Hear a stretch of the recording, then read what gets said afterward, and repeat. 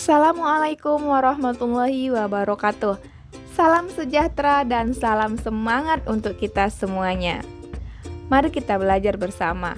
Sekarang kita memasuki proses pembuatan papan partikel. Sebelumnya kita ketahui dulu apa sih papan partikel itu.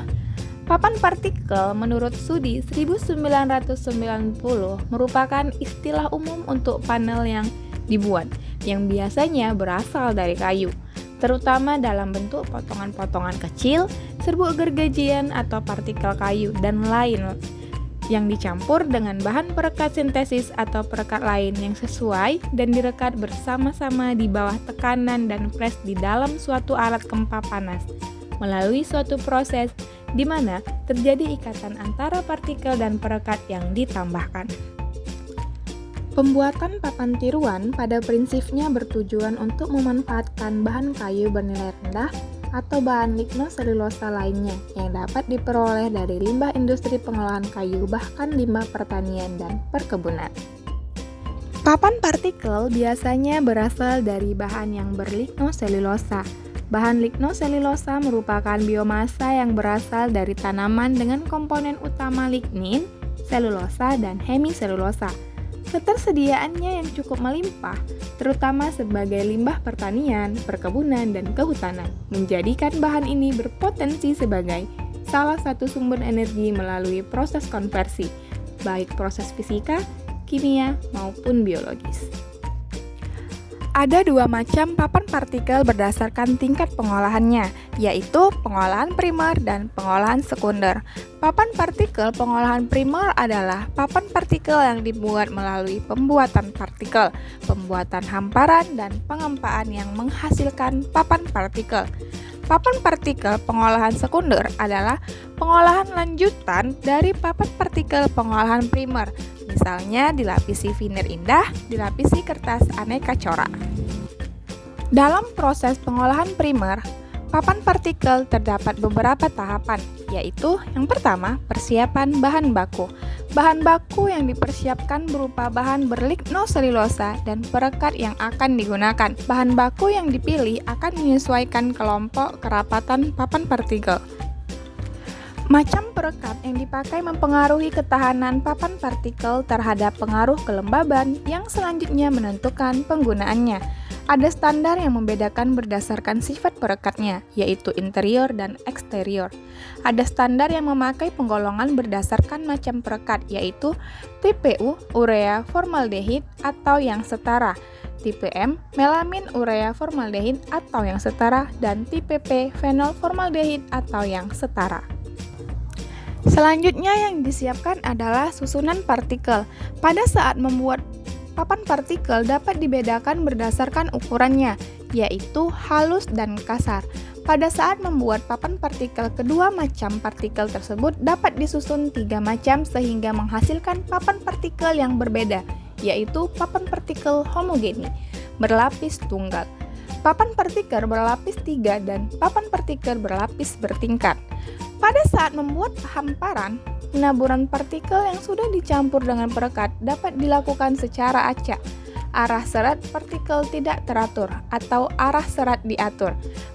Selanjutnya yaitu proses pengempaan. Cara pengempaan dapat secara mendatar atau secara ekstrusi. Cara mendatar ada yang kontinu dan tidak kontinu. Pada cara ekstrusi, pengempaan berlangsung kontinu di antara dua lempeng statis.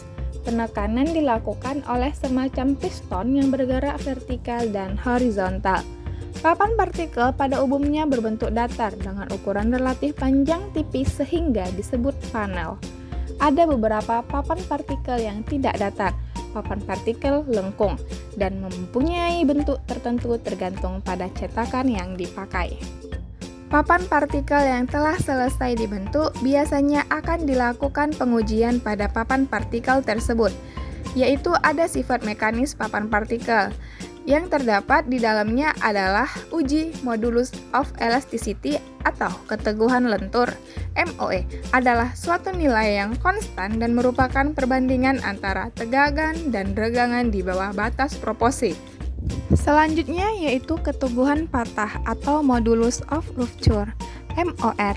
MOR merupakan sifat mekanis kayu yang berhubungan dengan kekuatan kayu, yaitu ukuran kemampuan kayu untuk menahan beban atau gaya luar yang bekerja padanya, dan cenderung merubah bentuk dan ukuran kayu tersebut. MOR dilakukan untuk menentukan beban yang dapat dipikul suatu gelagar. Modulus of rupture dihitung dari beban maksimum beban pada saat patah dalam uji keteguhan lentur dengan menggunakan pengujian yang sama dengan MOE. Selanjutnya, pengujian mekanis yaitu kuat rekat internal bond. Keteguhan rekat didefinisikan sebagai kekuatan tarik tegak lurus bidang papan. Ikatan internal merupakan suatu uji pengendalian kualitas yang penting karena menunjukkan kebaikan pencampurannya, pembentukannya, dan proses pengepresannya. Selanjutnya, uji sifat fisis papan partikel meliputi kerapatan, didefinisikan sebagai massa atau berat persatuan volume. Kerapatan sangat bergantung pada kerapatan bahan yang akan digunakan serta tekanan yang diberikan selama proses pengempaan. Semakin tinggi kerapatan papan partikel yang akan dibuat, akan semakin besar tekanan yang digunakan pada saat pengempaan. Semakin tinggi kerapatan papan partikel, semakin banyak partikel yang dibutuhkan untuk membuat papan pada ukuran yang sama. Selanjutnya, kadar air. Kadar air sangat mempengaruhi kualitas papan partikel. Kayu atau bahan lain yang memiliki kadar air yang tinggi akan mempersulit dalam proses pembuatan papan partikel. Sedangkan apabila kayu atau bahan lain memiliki kadar air lebih rendah, juga mengakibatkan partikel-partikel yang dihasilkan menjadi rapuh atau pecah-pecah. Kemudian, daya serap air. Faktor yang mempengaruhi papan partikel terhadap penyerapan air adalah volume rongga kosong yang dapat menampung air di antara partikel. Adanya saluran kapiler yang menghubungkan ruang kosong, permukaan partikel yang tidak tertutupi perekat, dan dalamnya penetrasi perekat terhadap partikel. Papan partikel sangat mudah menyerap air pada arah tebal, terutama dalam keadaan basah dan suhu udara lembab. Yang terakhir yaitu pengembangan tebal. Papan partikel yang berkerapatan rendah akan mengalami pengempaan yang lebih besar pada saat pembebanan, sehingga bila direndam dalam air, akan terjadi pembebasan tekanan yang lebih besar dan mengakibatkan pengembangan tebal menjadi lebih tinggi. Sekian proses pembuatan papan partikel. Mohon maaf jika ada kesalahan. Kritik dan saran yang membangun sangat dibutuhkan. Tetap semangat, raih impian, salam mahasiswa.